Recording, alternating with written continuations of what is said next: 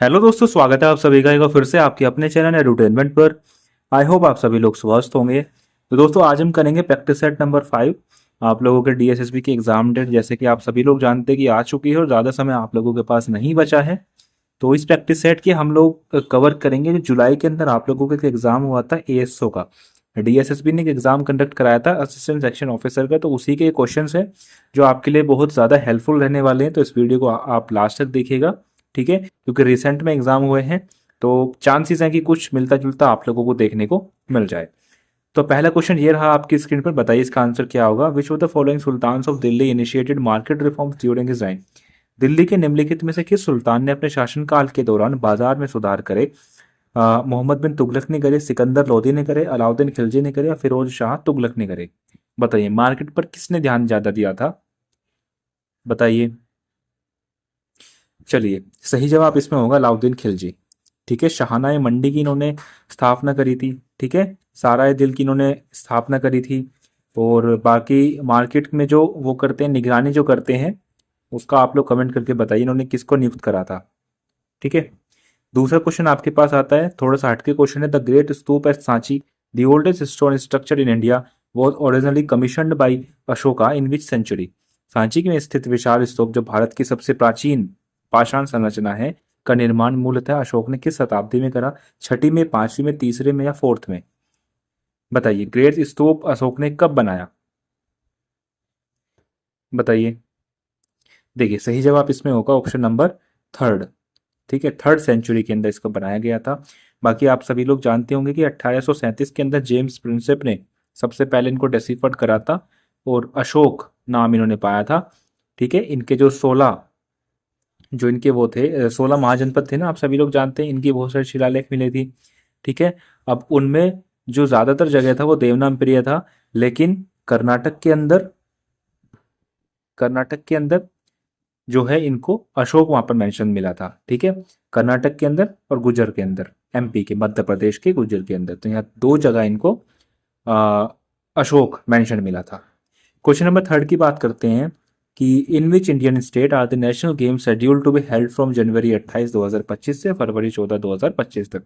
28 जनवरी 2025 से 14 फरवरी 2025 तक राष्ट्रीय खेल किस भारतीय राज्य में आयोजित किए जाने थे।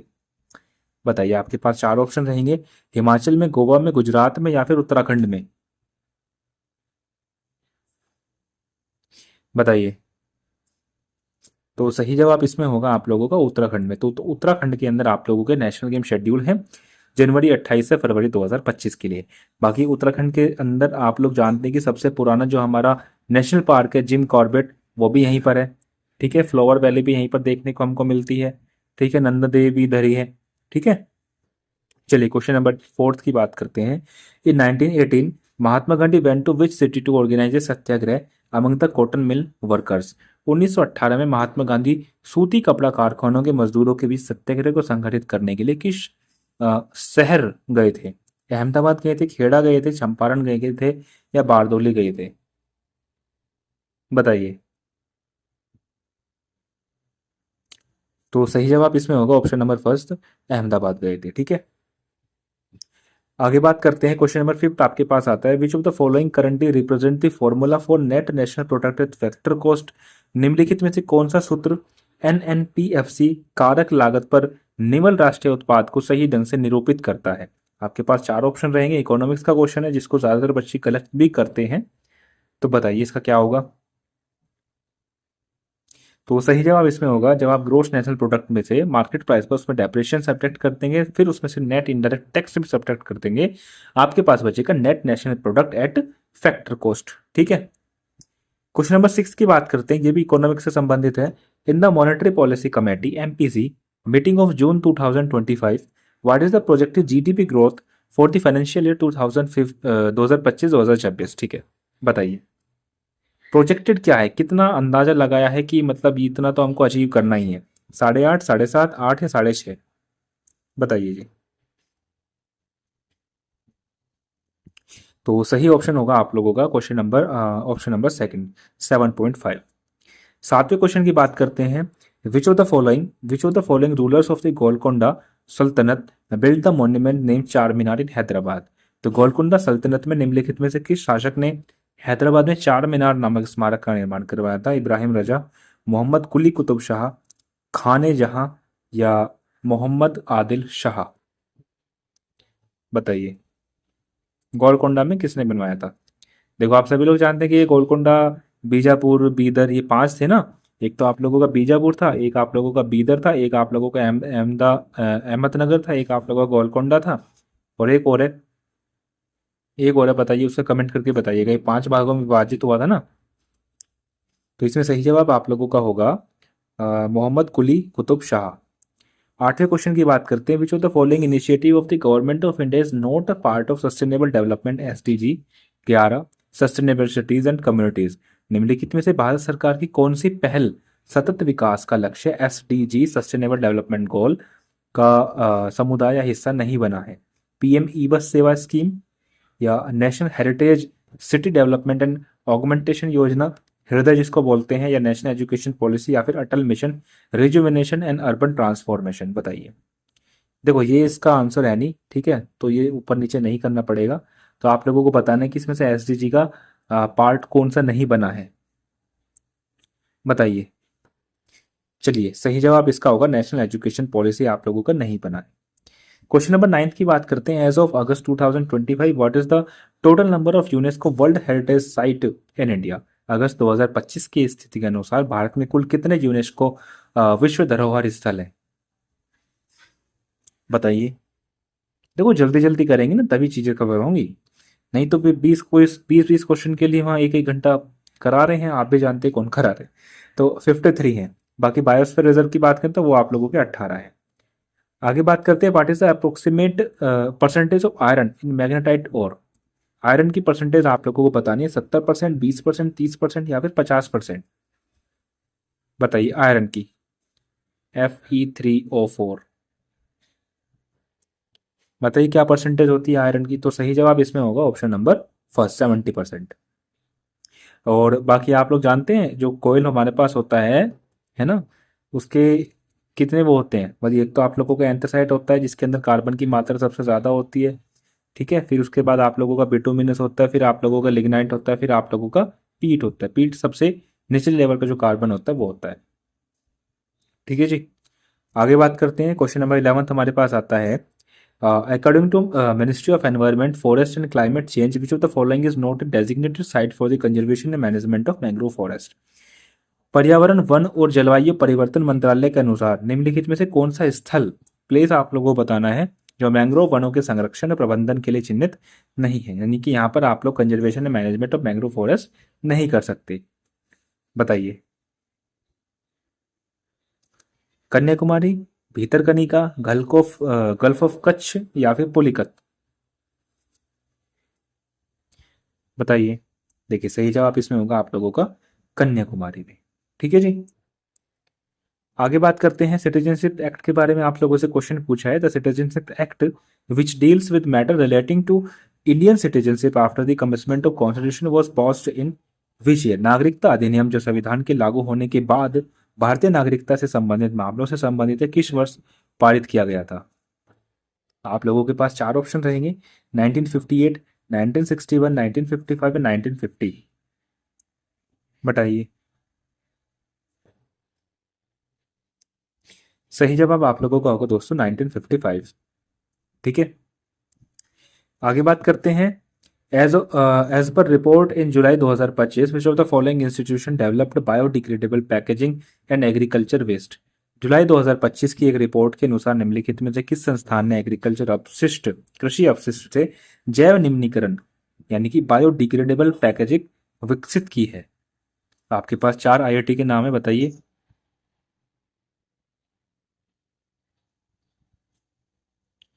बताइए क्या होगा? तो सही जवाब इसमें होगा IIT Delhi, Indian institute of technology Delhi. आठवीं अनुसूची के बारे में बात करी गई है। The eight schedule of the Indian constitution includes how many official languages? 22, 24, 20, 26? Simple सा ये आप लोगों ने बता दिया होगा, 22 भाषाएं आती हैं आठवीं सूची के अंदर। बाकी 7th शेड्यूल के अंदर आप लोगों की लिस्ट आती है कॉन्करेंट, स्टेट और यूनियन, ठीक है। और ये हमने कहाँ से ली? ये हमने ऑस्ट्रेलिया से ली है, ठीक है। क्वेश्चन नंबर 15 आता है, थोड़ा सा हट के है, थोड़ा सा कठिन भी है। What is the average size of range of A cockroach? Cockroach का आप लोगों को साइज बताना है।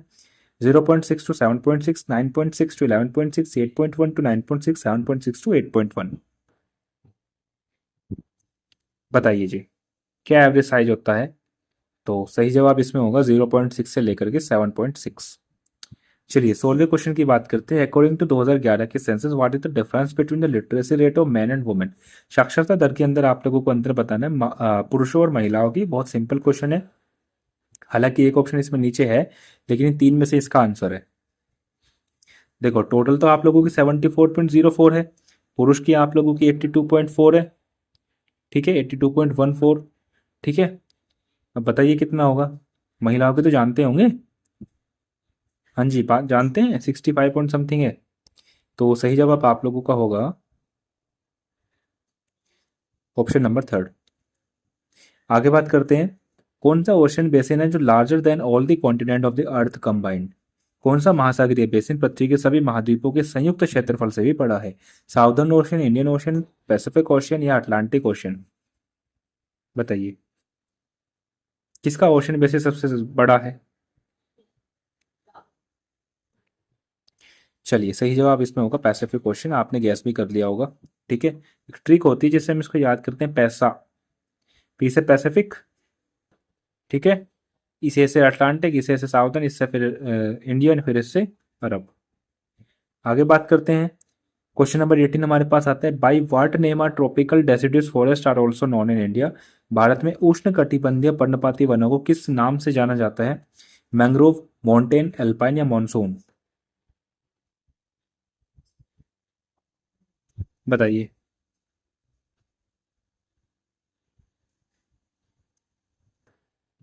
तो सही जवाब इसमें होगा आप लोगों का मॉनसून फॉरेस्ट। चलिए 19 क्वेश्चन की बात करते हैं। दिनेश गोस्वामी रिपोर्ट जो आई थी वो इलेक्टोरल रिफॉर्म्स के लिए थी, या रोड सेफ्टी मेजर्स के लिए थी, या बैंकिंग सुधार के लिए थी, या आप लोगों की एविएशन को रिफॉर्म्स करने की थी?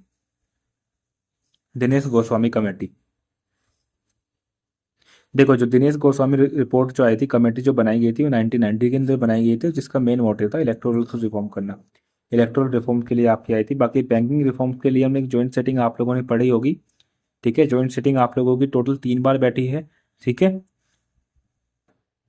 फंडामेंटल राइट्स के बारे में पूछा गया है। The fundamental rights in Indian constitution are guaranteed in how many broad categories? 6, 8, 5, 9। तो बता दो कि सिंपल है, फंडामेंटल राइट आप लोगों के 6 ही है। सातवां आप लोगों का राइट टू प्रॉपर्टी था, उसको हटा दिया था, 300A के अंदर उसको ले गए थे पार्ट 12 के अंदर। The process of transport of soluble photosynthesis product in plant is known at? पौधों में घुलनशील प्रकाश संश्लेषण उत्पादों के परिवहन की प्रक्रिया को क्या कहते हैं? The process of transportation of soluble photosynthesis product, उसको क्या कहते हैं प्लांट्स के अंदर? ट्रांसपोर्टेशन, ट्रांसलोकेशन, इफ्यूजन या फिर डिफ्यूजन? क्वेश्चन ही दिखा देता हूं मैं आप लोग को इस तरीके से, थोड़ा सा इसको इस तरीके से बताइए क्या होगा, कौन सी प्रोसेस होती है? तो सही जवाब इसमें होगा आप लोगों का ट्रांसलोकेशन। आगे बात करते हैं, who is considered as the father of modern genetic? Watson and Crick, Charles Darwin, Louis Pasteur या फिर ग्रिगर मेंडल? बताइए। मॉडर्न जेनेटिक्स, तो सही जवाब इसमें होगा ग्रिगर मेंडल। 23वें क्वेश्चन की बात करते हैं, which language was included in the 8th schedule of the Indian constitution 2003? 2003 के अंदर कौन सी हमने सूची के अंदर भाषा ऐड करी थी? सिंधी, सिंधी, भोजपुरी, संथाली या कोंकणी? देखो 2003 वाला, ये 92 जो अमेंडमेंट आया था उससे ऐड करी थी। अब बताइए, इसको हम याद करते हैं, BDMS, BDMS, बी से बोडो, डोगरी, बताइए। तो सही जवाब आप लोगों का होगा ऑप्शन नंबर थर्ड, संथाली। आगे बात करते हैं, which article of the constitution deals with the administration of the union territories by an administrator designated at lieutenant governor in some cases like Delhi? संविधान का कौन सा अनुच्छेद केंद्र शासित प्रदेशों के प्रशासन से संबंधित है, जिसके तहत दिल्ली जैसे क्षेत्रों के लिए उपराज्यपाल के रूप में एक प्रशासक नियुक्त किया जाता है? बताइए, चार आपके पास ऑप्शन, 239, 41, 38 या 240? तो सही जवाब आपका होगा ऑप्शन नंबर फर्स्ट, आर्टिकल 239। 25वें क्वेश्चन की बात करते हैं, फॉरेस्ट रिपोर्ट से संबंधित है। 2021 के अंदर जो फॉरेस्ट रिपोर्ट आई थी, इसमें सबसे ज्यादा जो परसेंटेज है और उसके खुद के ज्योग्राफिकल एरिया के, उस स्टेट के ज्योग्राफिकल एरिया की सबसे ज्यादा फॉरेस्ट किसके अंदर है? वेस्ट बंगाल, नागालैंड, मिजोरम या अरुणाचल प्रदेश। देखो इसको मैं हटा ही देता हूँ, फिर तीनों ऑप्शन आप लोगों को नीचे मिलेंगे। आप लोगों को बताना है कि किस स्टेट के पास उसके खुद से ज्योग्राफिकल एरिया से भी ज्यादा परसेंटेज है फॉरेस्ट की। देखो थोड़ा सा गैस करोगे तो आप लोग इसको अरुणाचल की तरफ लेके जाएंगे, लेकिन इसका आंसर मिजोरम है। ठीक है, और मिजोरम की एक डिस्ट्रिक्ट है सरचिप, जिसकी हाईएस्ट लिटरेसी रेट भी है। ठीक है जी। 26 की बात करते हैं, विच of the following is an endemic species found in the western Ghats of India. निम्नलिखित में से कौन से भारत की पश्चिमी घाट में पाए जाने वाली एक स्थानिक प्रजाति है? ज्यादा नहीं है, बस 9 क्वेश्चन बचे हैं। 9 क्वेश्चन है, उनको जल्दी से कवर करेंगे। तो वेस्टर्न घाट्स ऑफ इंडिया के अंदर कौन सी एंडेमिक स्पीसीज पाई जाती है? मुझे पता है आप लोग ऐसे ही करेंगे, क्योंकि ये क्वेश्चन ऐसा जनरली मतलब सिलेबस वाला नहीं है कि फिजिक्स केमिस्ट्री उनमें से क्वेश्चन आया है। ठीक है, तो आप लोगों का ऑप्शन नंबर बी रहेगा, लो एंड टेल्ड मकाओ। ठीक है, मैं उसी क्वेश्चन पर आप लोगों को समय दूंगा जिसको मुझे लगेगा कि आप लोगों को ये आना चाहिए था। ठीक है, इसमें वैसे भी आप लोग ऐसे ही करते, बहुत कम बच्चों ने इसको अटेम्प्ट किया गया होगा। Which structure built by the britisher in the Andaman and Nicobar island was known for rigorous solitary confinement and was used to imprison many Indian freedom fighter। अब इस पर मैं आप लोगों को समय दूंगा क्योंकि इस पर बहुत सारी घटनाएं हो चुकी हैं। अंग्रेजों द्वारा अंडमान निकोबार द्वीप समूह में निर्मित कौन सी संरचनाएं कठोर एकांत कारावास के लिए जानी जाती थी, जहां कई भारतीय स्वतंत्रता सेनानियों को कैद किया गया था? बताइए, बताइए, इस पर समय दूंगा मैं आप लोगों को। चलिए, सही जवाब आप लोगों का होगा सेल्यूलर जेल। आगे बात करते हैं। एक सेकंड रुकना, एक सेकंड रुकना, बस यहाँ पर थे ना। क्वेश्चन नंबर हमारा कौन सा था? हाँ जी, क्वेश्चन नंबर 28 पे थे। ठीक है, क्वेश्चन नंबर 28 पे थे। देखो छोटा सा करेक्शन है, आप लोगों को कर लेना है। जो मैंने आप लोगों को बताया था ना, पैसा पैसा करके जो मैंने आप लोगों को जो ट्रिक बताई थी, उसमें जो ए से बताया था वो मैंने अरब सागर बता दिया था, लेकिन वो अरब सागर नहीं है, वो आप लोगों का एटलांटिक ओशियन है। ठीक है, तो PISA, ए से आप लोगों का आर्कटिक, इससे साउदर्न, इससे इंडियन, इससे अटलांटिक, इससे पैसिफिक। ठीक है, तो इस तरीके से आप लोग इनको याद कर सकते हैं। चलिए, वो सेल्यूलर जेल वाला हमने कर ही लिया था। आगे क्वेश्चन आप लोगों को बताना है। बताइए, हिंदुस्तान रिपब्लिक एसोसिएशन जो रीऑर्गेनाइज हुई थी, जिसका नाम बदलकर हिंदुस्तान सोशलिस्ट रिपब्लिक एसोसिएशन हुआ था 1928 में, तो ये कहाँ हुआ था? बॉम्बे, दिल्ली, कलकत्ता या फिर लाहौर? थोड़ा सा हिंट दूं, ये आप लोगों को फोर्ट ग्लोस्टर जानते हैं? तो सही जवाब इसका होगा ऑप्शन नंबर बी, दिल्ली। तो हिंट ऐसी दी जाती है। ठीक है, कौन सा ट्रायो है बुद्धिस्ट आर्कियोलॉजिकल साइट्स का उड़ीसा के अंदर, जिसको हम डायमंड ट्रायंगल बोलते हैं? उड़ीसा में पुरातात्विक स्थलों की कौन सी बौद्ध तिगड़ी सामूहिक रूप से डायमंड ट्रायंगल के रूप में जानी जाती है? अब डायमंड ट्रायंगल के बारे में पूछा है, बहुत कम बच्चे इस क्वेश्चन का आंसर कर पाए होंगे, जिसने भी करा होगा मोस्ट प्रोबेबली उसने गैस ही किया होगा। तो इस पर मैं आप लोगों को समय नहीं दूंगा क्योंकि फायदा है ही नहीं। तो आपका ऑप्शन नंबर बी सही रहेगा, रत्नागिरी, उदयगिरी। अब उदयगिरी उड़ीसा के अंदर है, खंडगिरी, खंडगिरी भी आप लोगों से पूछ सकते हैं, खंडगिरी की गुफाएं कहाँ पर है? ठीक है, तो वो भी आप लोगों को उड़ीसा के अंदर है, कुछ कुछ वहाँ पर मध्य प्रदेश में भी मतलब कुछ आता है उसका हिस्सा। प्लानिंग कमीशन की बात करी गई है, इस पर मैं आप लोगों को पूरा समय दूंगा कि भारत में योजना आयोग की स्थापना किस वर्ष करी गई? 51, 50, 48 या 49? 1949 के अंदर। बताइए जी। जवाहरलाल नेहरू संबंधित थे प्लानिंग कमीशन से। ठीक है, 1950 के अंदर करी गई थी। क्वेश्चन नंबर 31 की बात करते हैं, विच of the following is note a characteristic of the Indian labour force. Indian labour force का भारतीय श्रम शक्ति की विशेषता क्या नहीं है? High rate of participation, high level of productivity in rural area करना, या हाई डिपेंडेंसी रेशो रखना इंडिया के अंदर, या वुमेन वर्कफोर्स का participation rate in rural areas is about 1/3, या रैपिड पॉपुलेशन ग्रोथ, जनसंख्या में तीव्र वृद्धि। क्या इनकी विशेषता नहीं है? बताइए,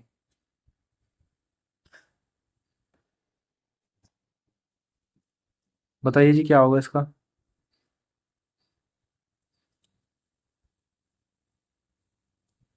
जल्दी बताइए।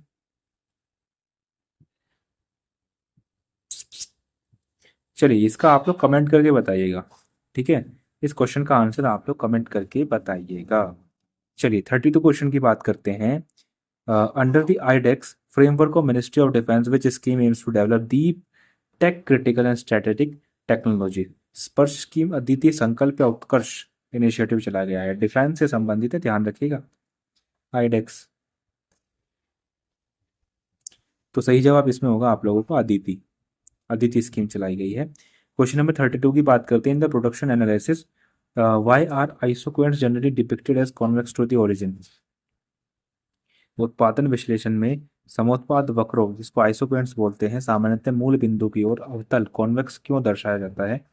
Because they are represent input combination, they are economically inefficient, या because they are represent input combination that are economically efficient, या उनकी स्लोप जो है नेगेटिव होती है या उनकी स्लोप पॉजिटिव होती है।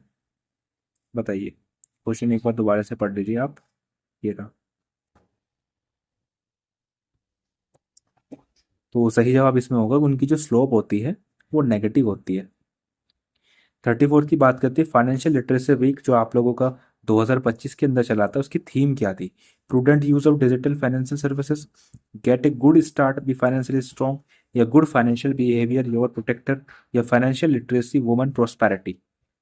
फाइनेंशियल लिटरेरी वर्क की थीम क्या थी?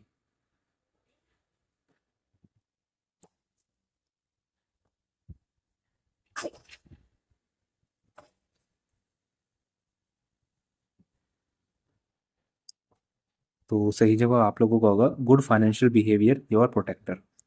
लास्ट क्वेश्चन है आप लोगों का। 1916 के अंदर होम रूल लीग की स्थापना किसने करी थी? सभी जानते हैं। सवाल का सही उत्तर होगा एनी बेसेंट ने करी थी, ठीक है। महात्मा गांधी की पुस्तक थी सत्य के साथ मेरे प्रयोग। सत्य के साथ मेरे प्रयोग, ठीक है। यंग इंडिया भी इन्हीं की थी, ठीक है जी।